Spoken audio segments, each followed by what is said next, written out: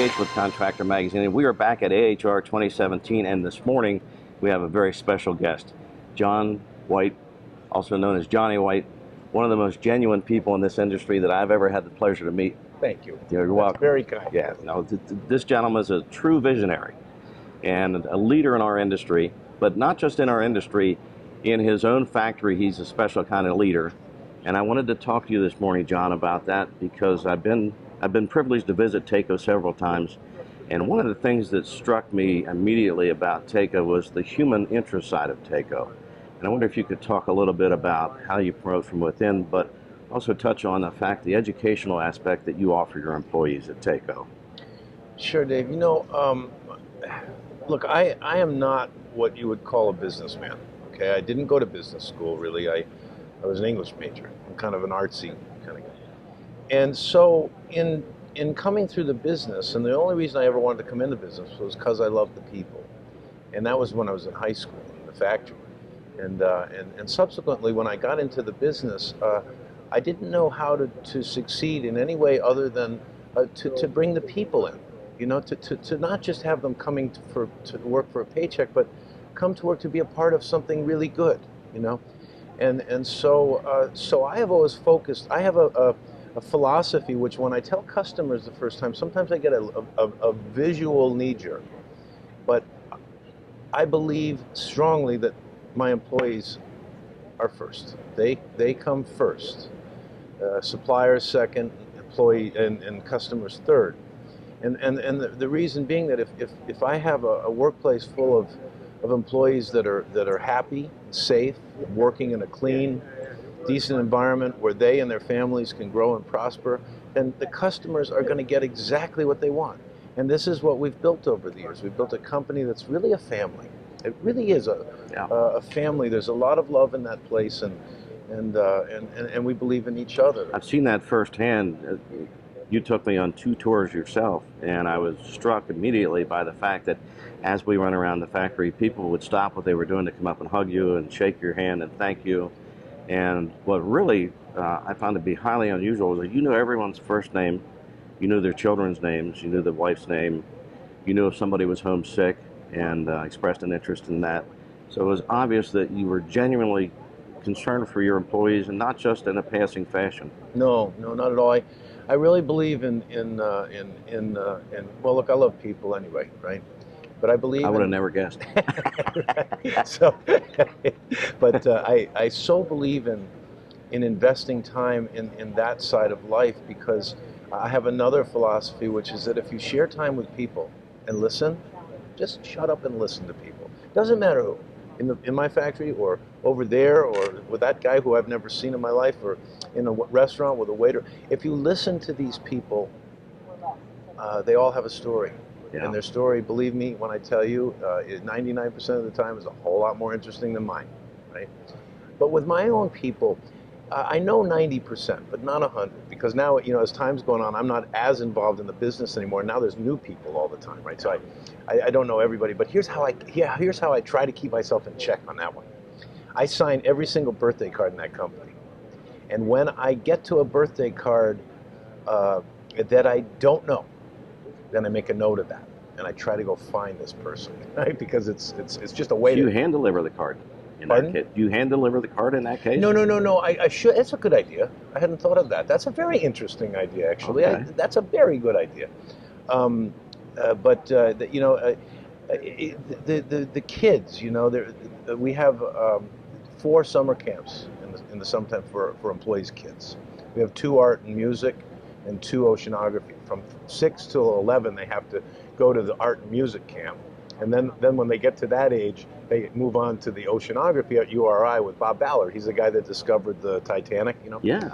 And he runs that oceanography program. And they have a... When can I sign up? Oh, it's the coolest thing. It is the coolest thing. And do you know the best part of this? Listen to this one. I find this so interesting.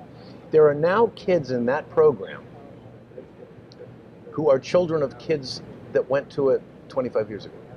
That's right. So it's become a generational thing. And you have your own university. Yeah, we so earlier on, that's my dad's legacy, really. I would say one of his greatest ones. early on in the early 90s, we were really struggling and beginning to invest in productivity and new equipment and all that. And we didn't have a workforce that was particularly well trained for that kind of stuff because we were a fairly old-fashioned company at the time. And so the choice was, do we replace these people? Because we had companies that were really high-tech in Rhode Island at that time going out of business. Brown and Sharp, Cleveland Twist Drill, all these sort of were leaving or going out of business. And so the choice was, do we replace people because there was a lot of available people on the street who knew these skills? Do we replace our people or do we train them? And the option that we took, my dad and I, and really my dad, was to train them. And so we created the TACO Learning Center, and that started off with work-related programs, so gauge reading, blueprint reading, statistical process control, English as a second language, basic math, these kinds of things, so that people could hone their skills in the plant as we began to invest. CNC programming, this kind of stuff. It was very, very successful. We had a 98% in the first year, 98% enrollment from across the plant. But here's the thing we learned. This is really interesting. This is a very important part of human nature. We learned that the more people learned, the more they wanted to learn. And they began to ask for things. And these things began to expand beyond work skills. Escalation in English as a second language. We now have something like 6 levels of it or so. I mean, it's pretty significant. Different accounting for the non-accounting type person, marketing for the non-marketing type. And how to manage their finances and finance, things like that. yeah, financial management, how to write a check. A lot of people don't write checks. Everything's with cash, right? And so you have to be a little careful because you don't want to get into telling people how to invest or something like that. We stay away from that. But basic life skills, and that evolved to we at some point in time had some citizenship programs. So we had people become U.S. citizens in the company. We expanded into the GED program, so people, and that was the beginning of a whole new era where we all of a sudden had people achieving their GDE at TACO, and then when we were going on to an associate program, associate degrees and bachelor degrees, and we do these. We don't teach anything ourselves. We bring professionals in. So there's high school teachers, there's university professors that come in. And now, in the last 15 years or so, we've done an MBA program in-house, and we rotate universities around Rhode Island because we have a lot of really wonderful, Johnson & Wales, Roger Williams, URI, and we rotate with these people on who teaches, but they come in and teach these things. And so it's really a life advancement program. Well, it's got to be a life-changing event for the employees as well. You also promote from within pretty heavily. Yeah, we have definitely. As I look around, see, I've been there for 37, 38 years, whatever it is. So you're just getting started. Yeah, right? Yeah, Jesus, I'm on the back nine. Trust me, I'm like 14 here. But as I look around, I see so many people that when I was a general foreman in the factory back in the 80s, I'm seeing people now that are highly elevated in the IT department or in the marketing area, the product management, and in technical services, customer service, that were with me in the factory way back when. So TACO is I look at TACO, Dave, as a place of opportunity. But the only way to create that is to have a stable workforce. Because talk is cheap. The guy comes in off the street and he goes, "Really?" The new guy that starts at TACO, it's like, "Really? This can't be serious." And 15 years later, he's saying, "Geez, I'm glad I stayed." Right? Yeah. Now I have to ask you, as a visionary in the industry and as a leader in the industry, you have gone from a company that didn't have ECM products to a company that started with an ECM product, the Bumblebee, and then seeing that was where the future lay as far as energy efficiency within the industry and pending legislation that still hasn't passed in the United States, but I think it's coming. You had the foresight to seek out and buy a company that's already pretty well advanced with this product and bring that to the United States. And so TACO has gone from thinking about ECM technology to becoming a leader in ECM technology. And I understand that the sales are just going, taking off. This is an amazing story. You know, you hear so often people talk about how the stars align and all. Oh, we had a relationship with this Italian company, Ascol, Hmm. and we had a relationship for 4 or 5 years with them. We were buying components for them, finalizing assembly in the States for the U.S. market. When the chance arose for us to acquire the company, and the owner of Ascol in Italy, it's a big company, by the way. This is a little division of it, but the owner has always been a very good friend. Talk about an entrepreneur and a visionary. This guy is like makes me look like a neophyte, but he's an amazing guy, and we had a very good friend of mine and been a mentor to me, and so we had the opportunity to acquire it. And here's why I proceeded. Now this is the difference generation. My dad would have said no way on this, because we had the Bumblebee and then we had the next generation Bumblebee and we could have just finished. The problem, as you know, with new products is that there's a real learning curve. Once you have it, it takes a long time to perfect the manufacturing side of that with the defects or the problems and all that stuff.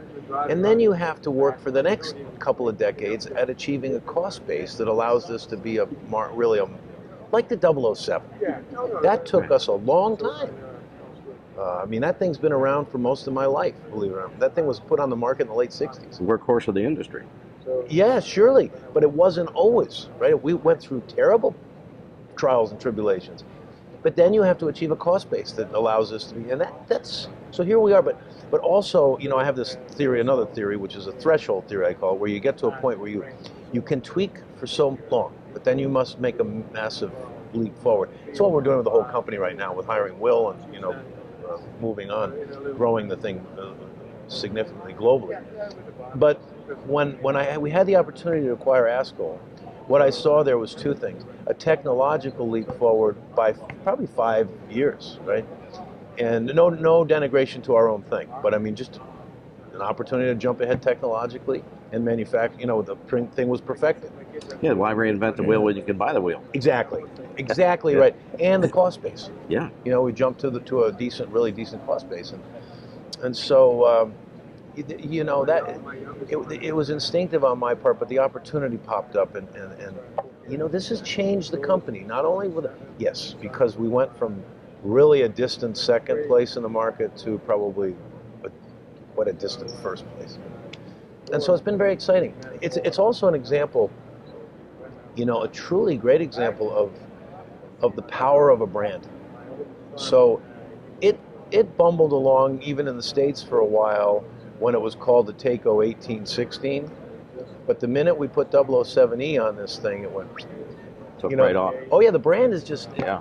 It's a great lesson for me to have seen this thing. Well, then just the term 007 is so immediately recognizable, and you just add that E to the end. Yeah, right. For energy efficiency, and the whole thing clicks together. And by the way, the rulemaking with the DOE will start now, sometime right. It's starting if it hasn't already started. And we have, Takeo has a seat at that table, as we did with the commercial pump rulemaking. Yep. Very important to do that. But that law will get passed, and then you have 4 or 5 years to comply with it, right? That's how that works. You know But you're already ahead of that curve. Oh, yeah. And not only are we ahead of that curve, thank God for this Ascol pump, because the utilities, in the Northeast particularly, are not waiting for the rulemaking. They're rebating now. Right. So that product is already, and yeah. Yeah, DOE has become sort of a dinosaur with the pace that they run. They're substantially behind the curve in a lot of areas that have to do with heating and air conditioning. Yeah, the thing I would say is important about the DOE though, versus some of the utilities and the utilities have these sub companies, whatever, Mass Energy and whatnot. And they're very important organizations. The DOE, with their rulemaking, is actually providing the standards by which these products have to be measured. Some of these utilities don't have those, so they're not as clear on what really, It's really a minimum standard. Yeah, so we're trying to help with that, by the way, because it's a good idea. Right, that little pump will save 85% over 007 on electricity. So this is important, and so we want to help with our competitors. Want to help these people understand and write their standards. And we sell a lot of our jobs based on the energy conservation aspect Sure. of the 007E, is I can do a 20-year projection on that with a 3.5% increase in electrical cost every year, put that into an Excel spreadsheet, and I can put it, a standard pump next to it and run them both out 20 years and show our customers that, if we have 3 circulators on this job, we're looking at over $2,000 in electrical conservation effort after just 20 years, and I fully expect the circulators will last that long. Oh yeah.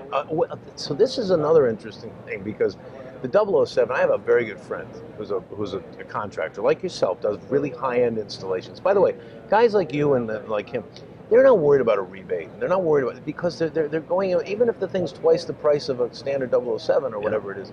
That's not the issue. The issue is the value that this brings to the customer. When I hear other contractors say to me, well, I can't sell that pump, it's too expensive. I say, well, you haven't looked at it properly. Right, I agree with that. There's a way to sell it, and we take jobs away from other contractors who are not willing to consider selling based on energy efficiency, and we go in and show the actual cost reduction that these products offer. Right. And customers, we may have the highest price, but we still get the job. Right. It's that's exactly the right attitude. Yeah. And so. Well, now you're going to get to sit back and. Oh yeah. I don't know if relax is the proper term, but you're going to get to sit back and watch this blossom. I have never been busier in my life, Dave. It's I believe incredible, that. But it's different stuff, you know. I'm not. We have such. Will has come in, and by the way, for a privately owned company, run by a guy with a personality like mine, and probably an ego like mine, to think the thought of bringing in somebody to sort of replace me, if you want to put the card on the table, the odds of that succeeding are probably pretty low. But this guy Will has come in, and I'm going to tell you, this has been a good thing, and my guys and gals in the management group have adapted really well. I give them a lot of credit because that can't be easy either, right, for a person. But they've adapted. They're on the team. They're on board, and we brought in some new people to help bolster up what we think we need to do to professionalize. I mean, remember, we went, as I say anyway, I coined this little phrase. I will say that we went from an American company based in Rhode Island to a global company based in America. I mean, we are now all over this world. We're in Italy, we're in China, we're in Canada, we're in Vietnam, we're all over the darn place, and there's all kinds of implications with that, from the financial side of the business to the tax side of the business, So we're having to really grow our infrastructure. Right. And these people in this company, I call my guys, well, they're gals too, but I mean, they're not mine anymore, they're Will's, right? But they are really pushing this thing forward. So for me to watch it, it allows me the time to do the things that I have to do. I look at the structure of the business in terms of the ownership and the succession and strategy. And strategy is something. I mean, I'm not a strategist, but I do know the industry, right? And so I can add my 2 cents. Now, I think one of the things I've noticed about you over the years is that you surround yourself with really top-notch people, and then give them the freedom to go about their jobs. Yeah, well, we have to do that, and we've got some great people. Bobby Lee. Do you know Bobby Lee? I don't know if I do. He's our operations guy, and he and I started the same year there, and we are very close. And this guy is really an anchor to windward. I mean, we have a bunch of those kind of people. Glenn Graham's been there, the finance guy, for 40 years, and we have the sales team, Rick Termel and Todd Facey are terrific, and we brought in a great Ken Watson on the marketing side. And I had a great talk with Ken last night at the RPA event. He's a wonderful guy. Yeah, we're gonna talk about a quick study. Yeah. Oh my gosh, Dave! Can you imagine trying to grasp this company in a year? Yeah. I'm shocked. We're going to talk to him in a little bit. Good. Well, John. Dave, thank you. It's been a pleasure. Oh, it's always a pleasure. Yeah. You're a wonderful guy and a very good friend. Thank you. Well, you are as well. Well, appreciate that. Okay. I remember when you installed one of our first bumblebees, didn't you? Yes. In Pennsylvania, right? Yeah. We sure did. I remember that job. Yeah. All right. Okay. Very good. Thank you, John.